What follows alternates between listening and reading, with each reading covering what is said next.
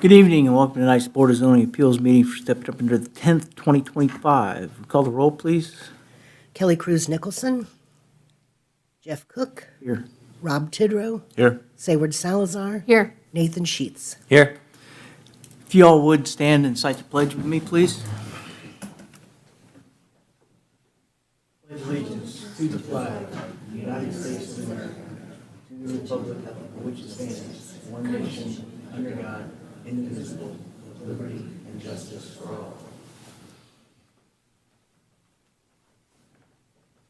We did receive our minutes from last month's, from the July meeting and our packet. If there's no changes, corrections, or additions, I'll entertain a motion for approval. So moved. Second. A motion second to approve the minutes from our last meeting. All in favor, say aye. Aye. Do you have proof of publication? Thank you. This notice was published in advance. It states the time, date, place, and items on the agenda for tonight's public hearing. I would ask the BZA to make a motion to accept the proof of publication. I'll make that motion.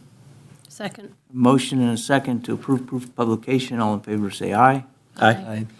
Moving on to new business, BZA 18-2025 is petition of Rothwell Family Trust. We have agents here? Yes. If you would, state your name and address for the record, please. Yes, my name is Michael Rothwell, and currently reside at 3004 Oak Lawn Court in Arlington, Texas.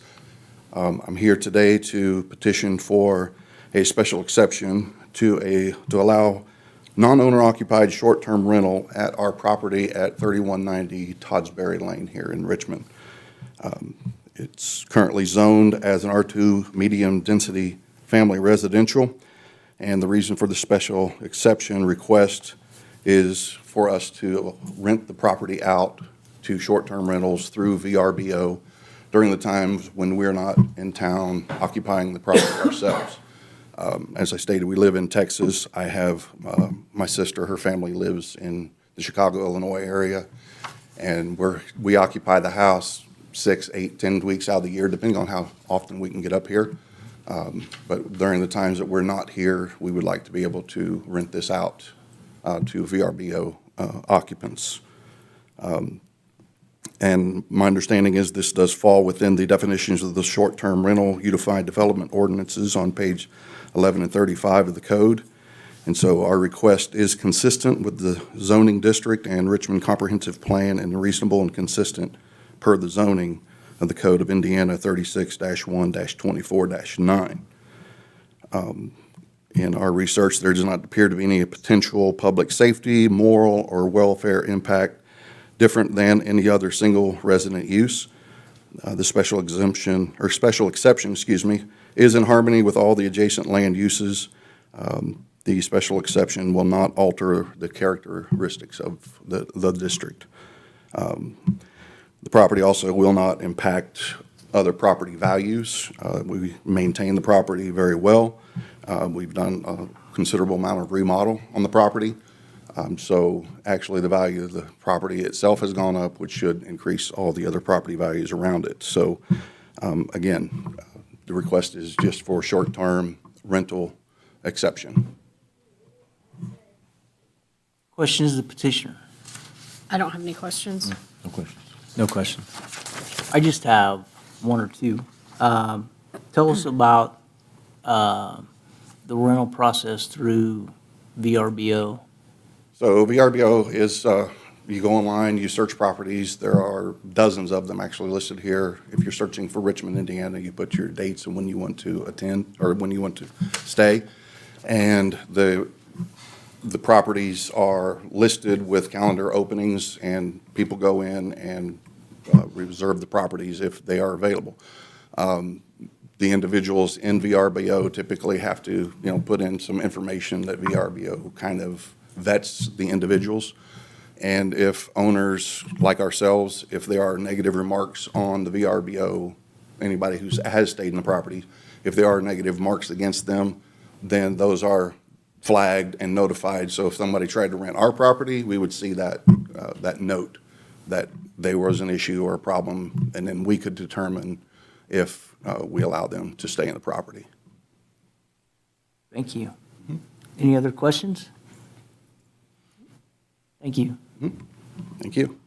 This time we'll open public hearing for BZA 18-2025. Is there anybody wishing to speak in favor or opposition to this petition? Please come forward, state your name and address.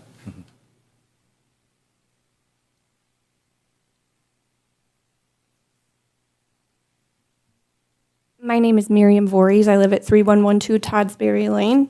I live directly next to the home that is rented as a VRBO with my husband and children who are right back there. That's Jeremy and Henderson and Benson. So we are a real family in Richmond, Indiana. And I felt like it was important for us to be here to show that we are real residents. We live here. This is our home. We've lived there for 16 years.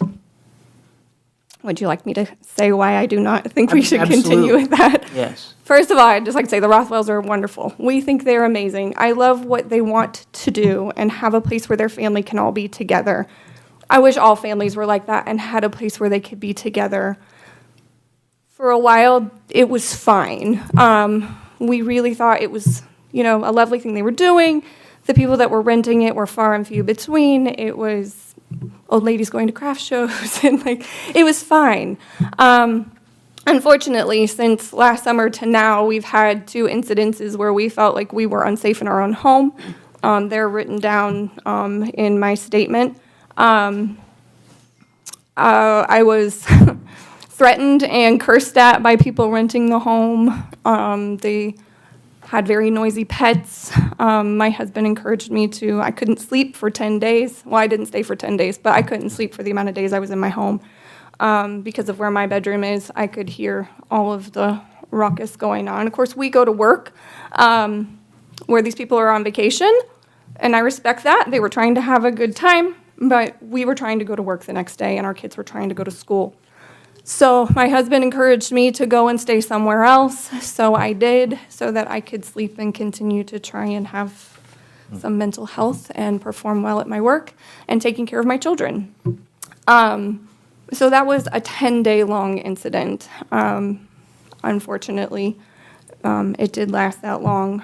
I think I said that, were very unkind to me, the people that were staying there. There are multiple police reports filed, which is why they felt they needed to express in very aggressive language how they felt about me, using the word Karen and the F-bomb. So we don't talk like that in our family. We don't want our kids hearing that. And then this summer, there were some individuals. They didn't rent the property for very long. I actually reached out to Jennifer. She very quickly got back to me and let me know that they would be checking out the next day. So I didn't feel like I needed to make a big deal about it. But they were, I believe they're like a construction crew that was renting it to be near wherever they were working. And they began to, it was more of a verbal altercation that looked like it was going to escalate to physical. It never did. But my husband encouraged me to take my kids in the house, and we live on Toddsbury Lane. Last night there was a popcorn party with lemonade. We love each other. We don't expect to have that kind of thing happening next door. So as much as we like the Rothwell family and love what they're trying to do, we no longer want to live next to or to a property where we don't know our neighbors, and we don't feel safe living next to something that is constantly being rented by people we do not know. So that is all I have to say. Thank you. Is there anybody else that wishes to speak in favor or opposition? Can I ask her a question? Yeah. I'm sorry, can you come back up? I have a question. Just within the 10-day stay, at what point did you contact Verbo or the owners of the property to let them know that things were not going well? So I think quickly, we didn't know initially where the sound was coming from, where the noise was coming from. So it took us, it maybe by the 3rd day of the stay, we contacted them. VRBO asks you to, I can't remember exactly how it was. But I know it was pretty soon. As soon as we figured out where all the noise was coming from, we contacted the family to just let them know what was going on. They do live far away, and we know it's probably hard to keep track of, everything that's going on. So it was I would say within 3 days. Okay, thank you. Anybody else have any questions? No, I don't know. Thank you. Thank you.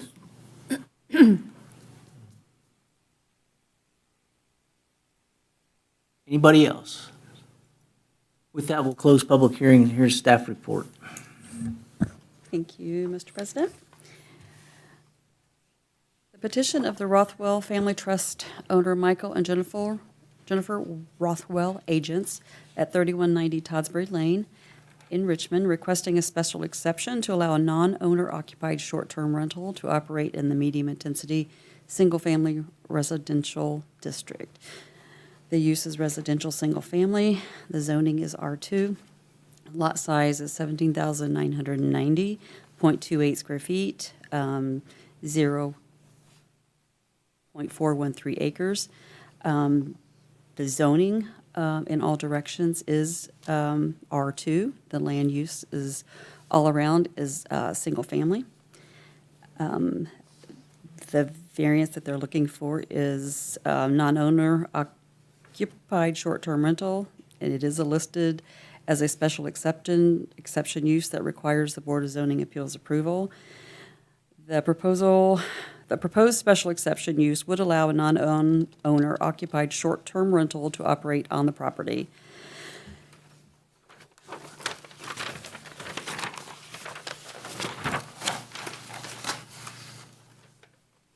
The property has not been granted a special exception or variance before.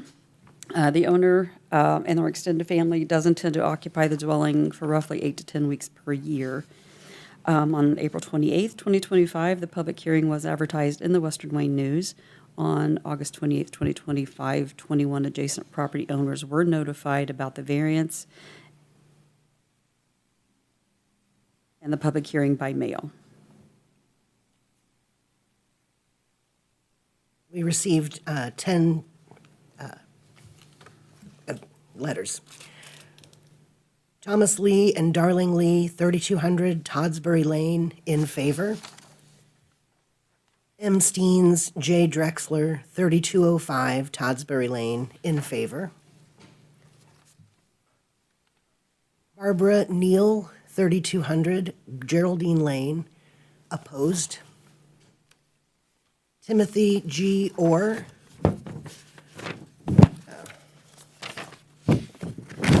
709 Toddsbury Lane, opposed. Dudley and Carrie Smith, 3211 Geraldine Lane, opposed. Jeremy and Miriam Voorhees, 3112 Toddsbury Lane.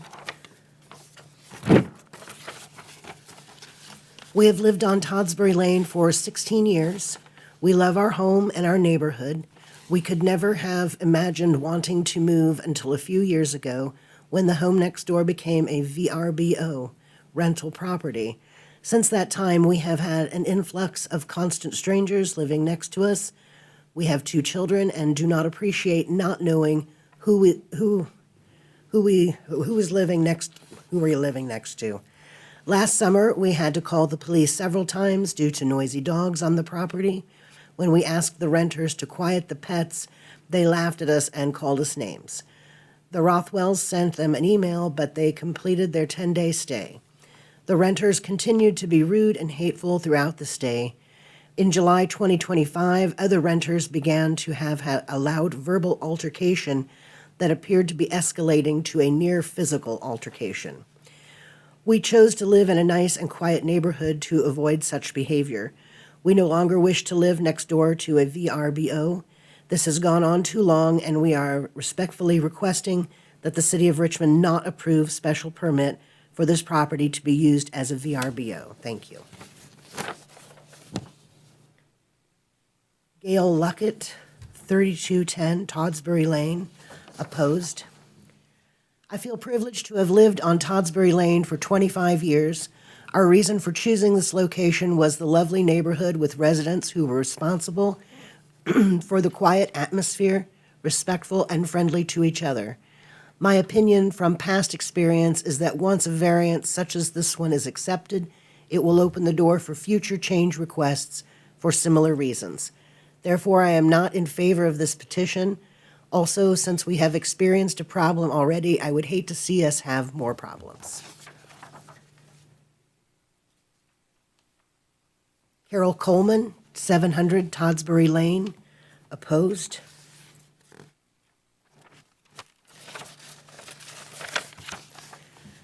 Colonial Village is a neighborhood of professional people and their families who require a peaceful atmosphere of safety in their homes located along a dead-end street. The Toddsbury residents did not deserve the disrespectful behaviors of the tenants of the last week of August 2024. We oppose the exceptions to the original zoning laws. Tom and Mary Huth, 710 Toddsbury Lane. Sometimes causes disruption to our quiet neighborhood. 2, events have shown that some renters have been good because of noise, or haven't been good, because of noise and even intimidating one of our neighbors. 3, we sympathize with our neighbor who is concerned about the people her young children may come into contact with. 4, having known the previous owner very well, we are certain he wouldn't have wanted his beloved home used as a short-term rental. Denise Gray, 3125 Toddsbury Lane. As owners of 3125 Toddsbury Lane, we have mixed thoughts about this petition. To date, we have not personally been impacted by any negative experiences with VRBO renters. However, we do see the potential and understand other neighbors have had negative interactions, including intimidation. We appreciate that the owners have rules and expect that the possibility of a poor VRBO rating would not keep the owners from enforcing the rules. We miss having regular neighbors across the street rather than random people now and then. While the owners have kept their house up with updates, we question the potential adverse impact to property values when a short-term rental is across the street.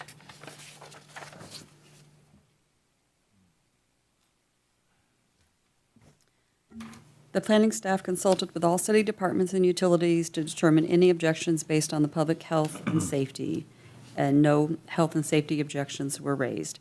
Staff recommends approving the application to allow a non-owner occupied short-term rental to operate in the medium density single-family residential R2 district upon these findings of facts. The proposed special exception is consistent with the purpose of the zoning district and the Richmond Comprehensive Plan because non-owner occupied short-term rental is listed as a special exception use in the R2 district. The code was changed per Ordinance 22-2023. The use does not conflict with the Richmond Comprehensive Plan. The plan's future land use map, page 57, identifies the property use as part of a traditional neighborhood, which serves as a transition between rural and high-density areas such as commercial corridors and mixed urban development. A non-owner occupied short-term rental should not interfere with the residential characteristics of a traditional neighborhood. Number 2, the proposed special exception will not be injurious to the public health, safety, morals, and general welfare of the community because the applicant states that short-term rental occupants will use the property similarly to the current approved use as a short-term residence for a single family.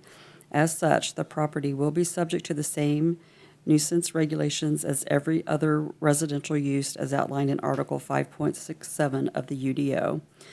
The tenants will be pre-screened through VRBO and commit to following house rules, which include quiet times as to not disturb the neighbors. Parties and loud events will not be permitted on the property, and the pets will not be permitted.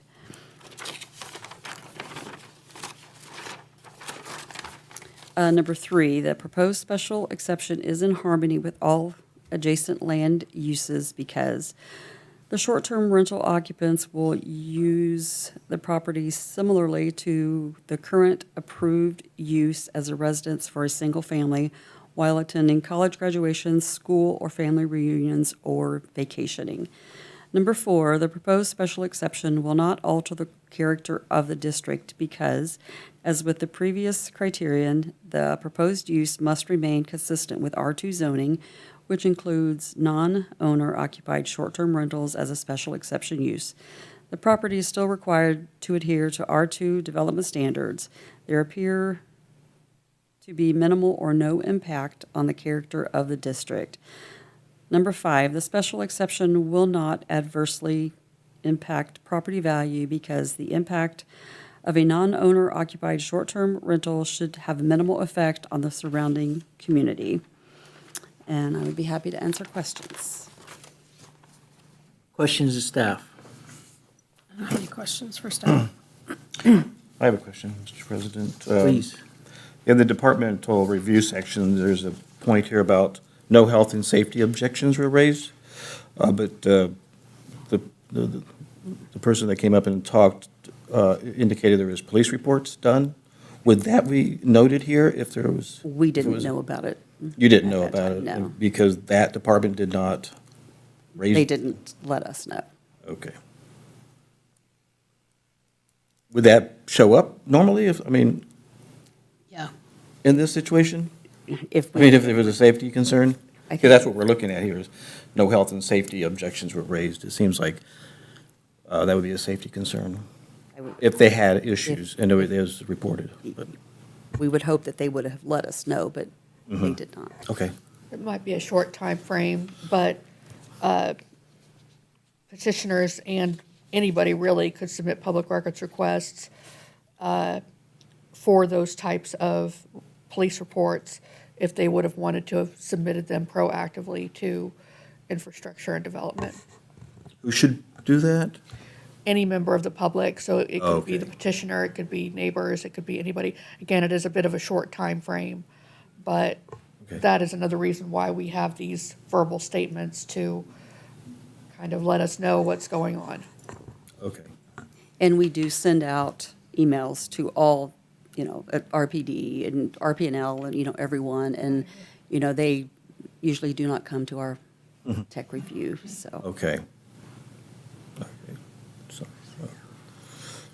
I have another question as well. There was an indication here in the finding of facts section under number 2 that the second paragraph underneath that is the tenants will be pre-screened.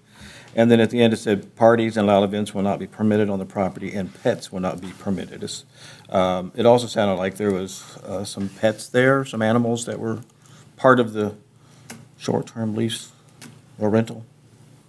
Who would be the group that would be responsible for managing that? Would that be the owners that live in Texas, or I honestly believe it would be Verbo and the owner, who? the VRBO. Oh, VRBO, people, okay. and the owners, Okay,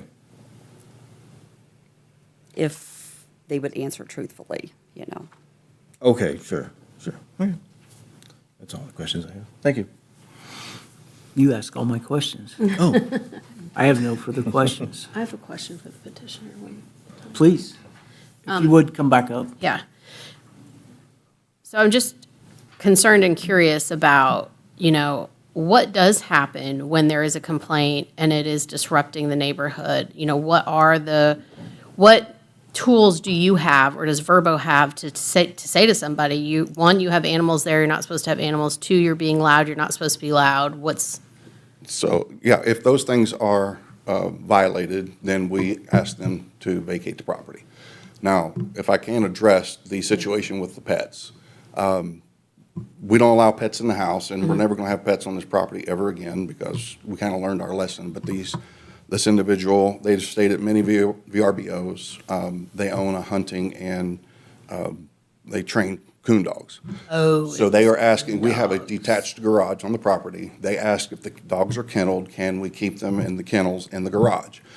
And we made an exception for them and said yes. So the first night, they got there kind of late. And so, well, one night, they got home kind of late, and they brought a little puppy with them that they were trying to train. The puppy did bark for a little while. We do have cameras on the property, so we were able to see everything that happened in the backyard. We saw we could listen. We did actually, the renters who were there at that time, they did call us. They called the police themselves to say, it's your neighbor's dog that's barking, not ours. So I spoke to the officer who was there. He actually came out, and he's like, I've been here for 30 minutes. The dogs in there are quiet, but the neighbor's dog catty-cornered to us.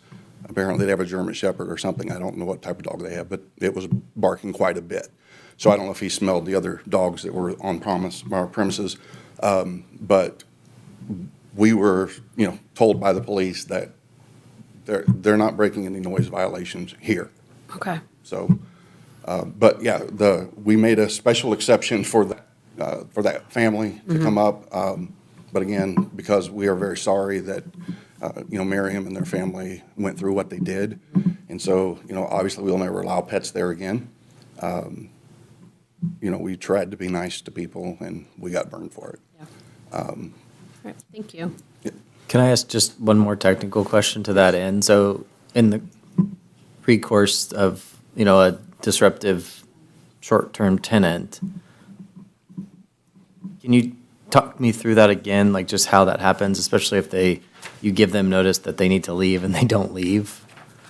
You're still, the proximity seems concerning being so far away. Yeah, so my mom and dad, they're here. They live over in Eaton, so they're 15 minutes away. We have good friends who do our cleaning for us. They live here in Richmond. And so we have people who live just 5 to 10 minutes away who can come over. But also if it was a violation and they needed to be, they need to leave the property and they didn't, then we simply call the police and would have them evicted. Because we'd have that authority to do that through, Okay. VRBO agreements. So that eviction process, is it an immediate? How does the police interact and say you got to go? Yeah, it would be immediate. Go ahead. No, my understanding is you just can't throw someone out if they live there, right? I mean, If they live there, right, but a VRBO, if they're rental, breaking, if they're it's renting. part of the agreement, it's part of the VRBO contract. Okay. That if you break the house rules and things like that, So it's part of the VRBO? yes, you Okay. would immediately be It's like a evicted, hotel so to stay speak. at that point. Okay. Yeah. Thank you. Good clarification. That would be my knowledge. It's like a hotel. Hotel. Yeah. Yes. If you Right. act up in a hotel, then you're out. Yes, right. Unless you're Metallica. Thanks. Any other questions? Are we able to add any written commitments to this that would maybe kind of enforce the fact that if there are complaints against the property, these are the steps that will take place, or anything like that, to just make the neighbors feel like they have a way to get some sort of action if there are issues? Yes, and staff generally does recommend that you at least get a verbal confirmation from a petitioner that any kind of added written commitment is accepted, because if we have them written in ahead of time, I believe staff usually clears that with a petitioner. So do we need to, if we want written commitments, do we have to table this and then we can add I them think we now? can just add them. Okay. I don't know how to word that, but I feel like there needs to be something in here about if police are called, if, that there's something that at some point, if it continues to be a problem, that we can revoke. Is that ever been done? Is that a thing? There are steps, I believe there are steps to revoke a variance or a special exception.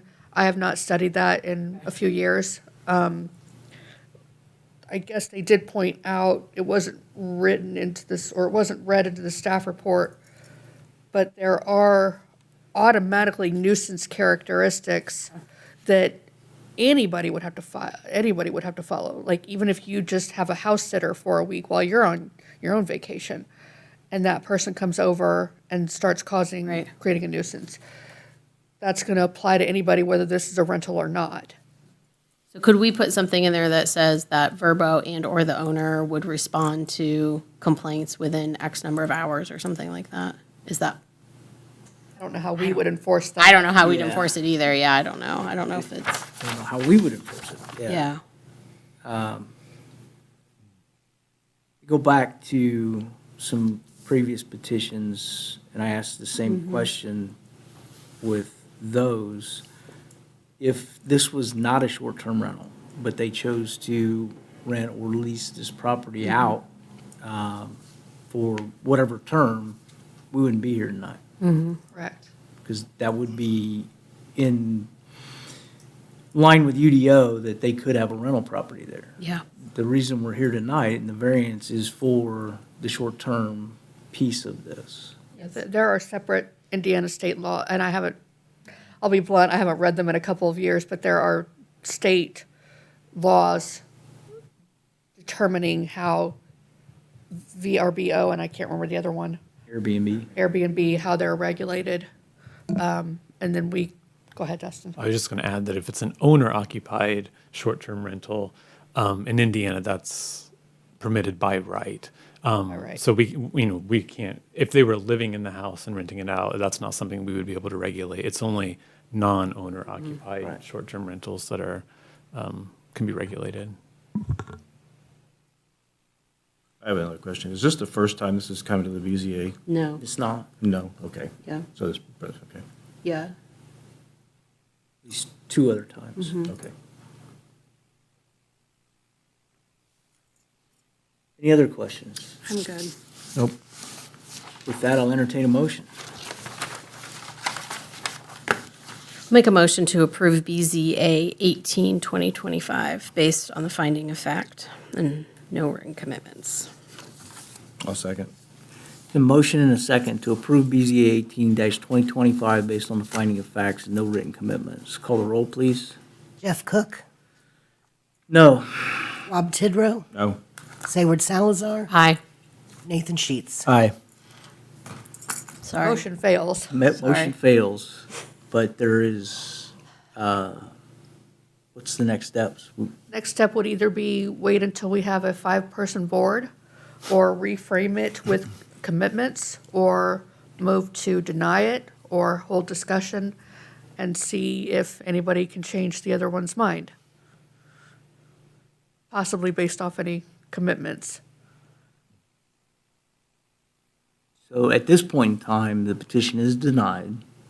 Well, the motion has failed, Motion has failed. so the board has not taken any action. We haven't taken any action, so we could table this until we have 5 people Yes.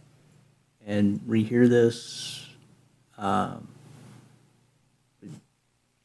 we have to know when Kelly's going to be here.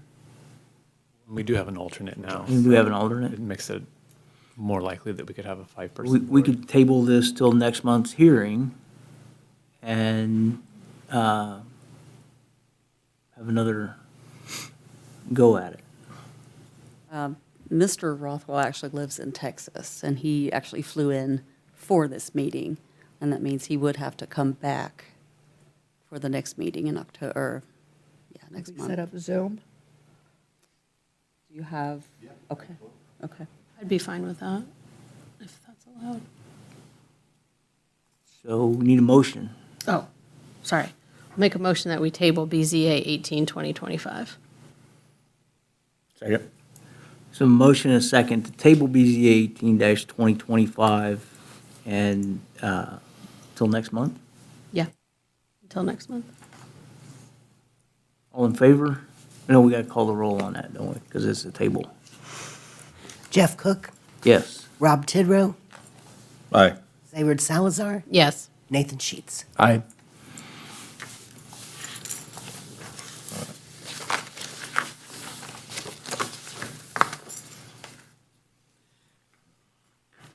Okay, next up on our agenda is BZA 19-2025 petition of Kelly Carnes, requesting a variance for development standards for a roof sign.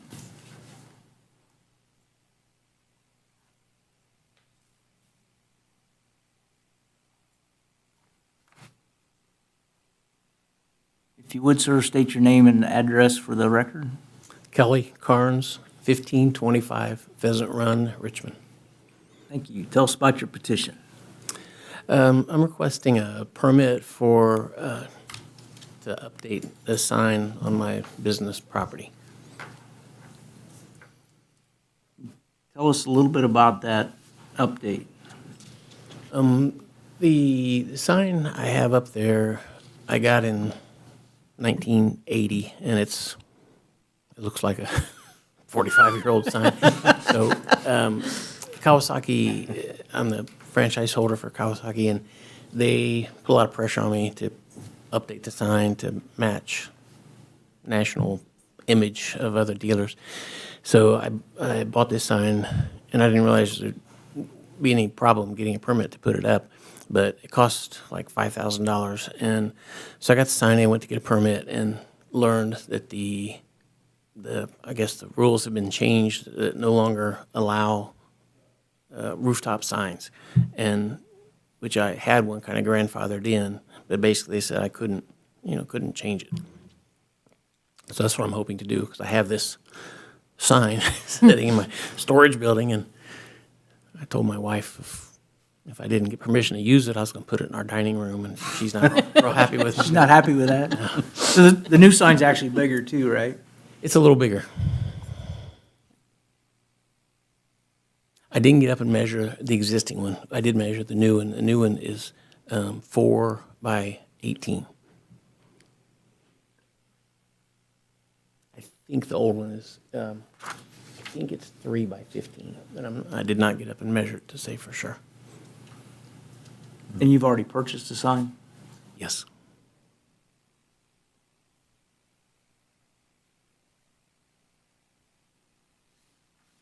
The reason I asked that is, in my due diligence, I did a couple of drive-by.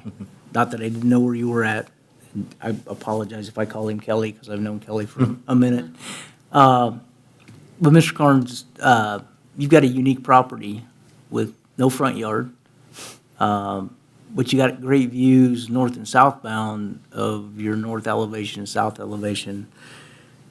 And my thought process was, not knowing that you bought a sign already, if you could put a single-face sign on the north over your door and then south over your door, that would give you as much visibility as one on the roof and take us out of this dilemma, so to speak, of continuing a non-conforming use with the sign on the roof, which is where you're at with grandfathered in right now. So I learned more information, but did you consider that at all?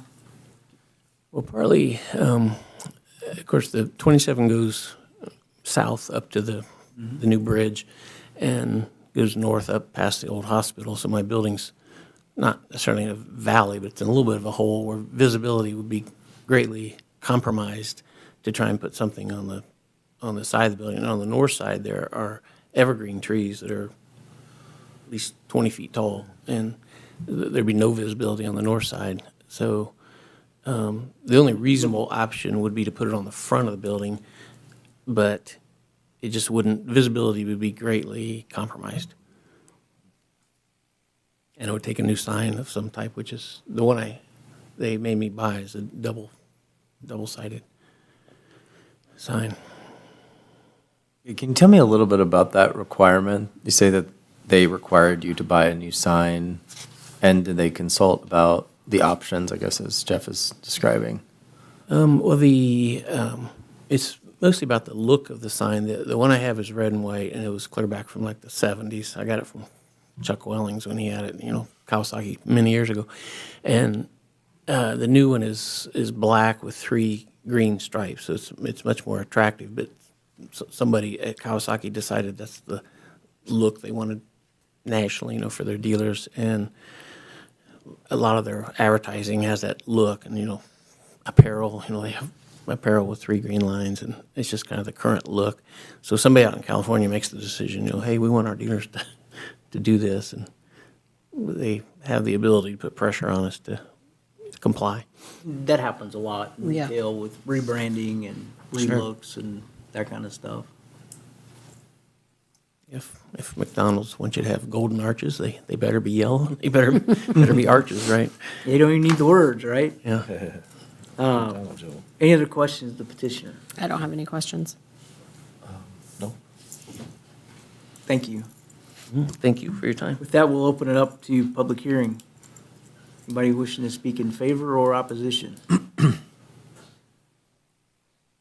And we'll close public hearing. And here's staff report. Thank you, Mr. President. Petition of Kelly Carnes, owner and agent at 901 Chester Boulevard, seeking a variance of development standards to allow a roof sign in the outdoor commercial district. The use is commercial retail shop, Kelly's Kawasaki. The zoning is outdoor commercial. Lot size 25,831.08 square feet, 0.593 acres. The zoning to the north, the south, and the west is all outdoor commercial. To the east is urban residential. The land use to the north is commercial vacant. Land use to the south, commercial Dairy Queen. Land use to the east is residential family. One is a vacant lot, and there is one single-family property. And to the west is commercial vacant. Roof signs shall not be permitted or attached to or be perceived to be attached to the roof of a structure, according to section 5.73 in the general sign standards. The proposed variance would allow for a roof sign in the outdoor commercial district. If approved, the variance will allow the applicant to replace an existing sign of 45 square feet to a 75 square feet illuminated sign on the roof of the building at 901 Chester Boulevard, facing North 9th Street, Chester Boulevard. The proposed roof sign would read Kawasaki and is required by the franchise grantor.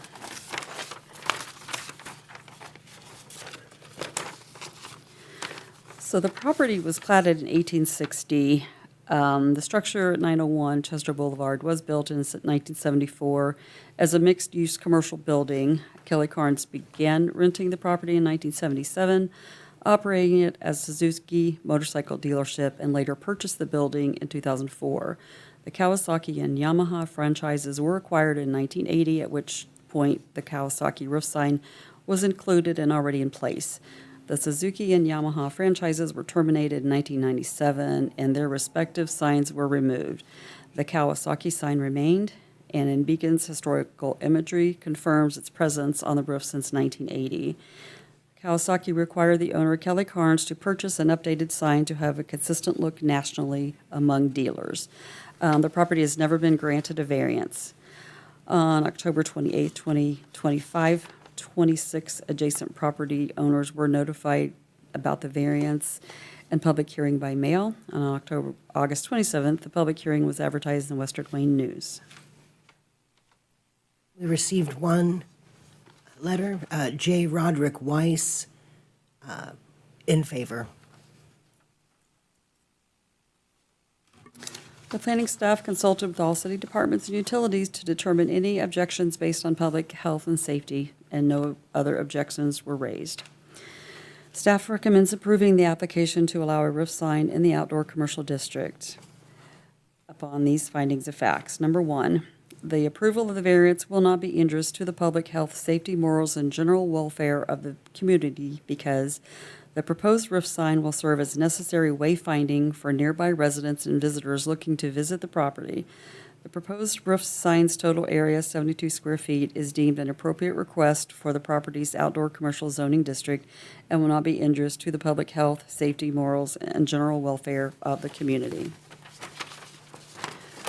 Number two, the use and the value of the area adjacent to the property included in the variance will not be affected in a substantially adverse manner because the existing roof sign has been in place for 45 years. This sign will be illuminated with LED lighting and will not affect the adjacent properties in a substantially adverse manner. Number three, the strict application of the terms of the ordinance will result in practical difficulties in the use of the property because the property is zoned outdoor commercial, and for a single-tenant building, a 200 square foot wall sign would be permitted. The roof sign is only 72 square feet in size and is required by Kawasaki to be a dealer. There are no written commitments, and I'd be happy to answer any questions. Questions of staff? I do not have any questions. No questions. No question. With that, I'll entertain a motion. I'll make a motion to approve DZA 19-2025 based on the staff report and finding of facts. Second. Motion and a second to approve BZA 19-2025 based on finding of fact, no written commitments. Call the roll. Jeff Cook, Aye. Rob Tidrow, Aye. Sayward Salazar. Aye. Nathan Sheets. Aye. Motion carries. Good luck. Filing deadline for next month's October 8th meeting was today, and we've got at least one now. We do. We're probably going to have 3, possibly 4. But we would like permission from the board to move the meeting to October 15th versus October 9th. There's a planning conference in South Bend that Oh, yeah, I we forgot would to really answer you. like to go to. I apologize. I answered you in my brain. Okay. I should be able to do the 15th. I think I was good that day. I can do that. Yes, I can do that. Yep. So we will extend the deadline to next Wednesday, which would be September 17th, and then the meeting would be on October 15th. Okay. May I ask one more question about one of the previous? Are we able to get the police reports for that location? Is that something we can ask for the next, just so we have that information? Especially since we'll have someone else here who didn't hear the first. Awesome, thanks. With that, I'll entertain a motion to adjourn. So moved. Second. All in favor? Aye. Aye. We are adjourned.